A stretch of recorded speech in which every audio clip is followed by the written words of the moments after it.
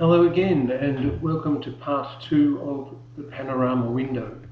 Now this one is actually a quirk of the panorama window as opposed to how you're probably supposed to do it, but this is how I tend to make triptychs of things that are similar. Now it is a quirk of the panorama option that it doesn't always work. In fact, it quite often won't work. If you don't actually have things that match, as in when you go around, they don't match up exactly, it won't do it. But what it does do is this. First I'll get my 3 pictures, all fairly similar, and you might have even thought that they would join, but they have to be much more similar, as in they really have to be an actual panorama. So I'll take these 3 photos taken at Karnak in Egypt, and then we'll go to File, Automate, Photo Merge. It asks us for our things. We add Open Files, which are our 3 Karnak photos, and we say OK. Now it's going to try and match them, but it won't be able to. Okay, so some images could not be automatically aligned. Okay, they actually mean all of them. So what I've got is this, but I have a panorama window open with the photos in it. Now if we look at the layers, it does in fact have all 3 photos there, it's just that they're masked. So what we do to unmask them is click on the mask, Control I to invert it, and there we are. Click on the mask, Control invert it, there I am again. And then we move the photos within the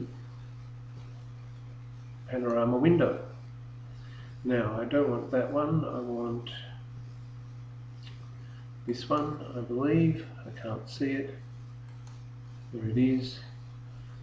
I'll need to make that on top of the other one, I think, so that the bases match up by the look of it.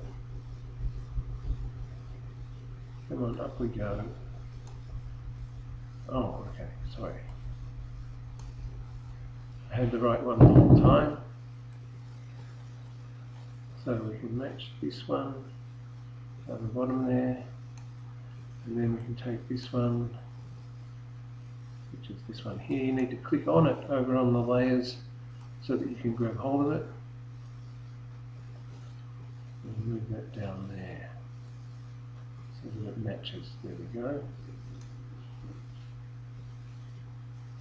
Now, what I need to do is to merge those layers together. So we go to not edit, of course, but layer, flatten image, so that it's all one again. Okay, now what we need to do next is to fill in these gaps that I've made. So once again we choose the magic wand, we click on there, and that should fill that in. We'll have a look. Okay, so we go to edit,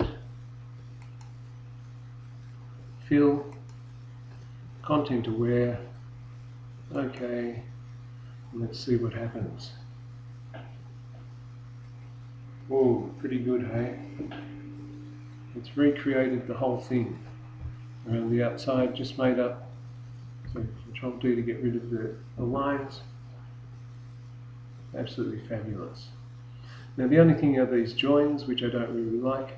So we might use the healing tool. Now we haven't used the healing tool before. It's over here on the toolbar between the cropping and the clone. And it's got a little band-aid on it. Now what we want is the healing brush. They also have the spot healing and a patch. It's also where the red eye tool is as well. But we need the brush. Okay, so we choose the brush. And then what we need to do is it sort of blends things. Now these are quite different colours, so it may not work as well as it could, although I could choose a bit from down here. So you need to go Alt, get the chooser, and then we go up the top, and we draw a line down. Alt again, a line down. again, because otherwise we hit the bottom bit. You can see the little cross, if you can see it. And there we go. And then I think we'll actually blend this right on top of itself.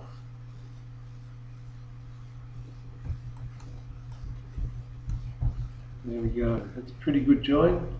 You wouldn't really notice it if you didn't know it was there. Now over to the other one.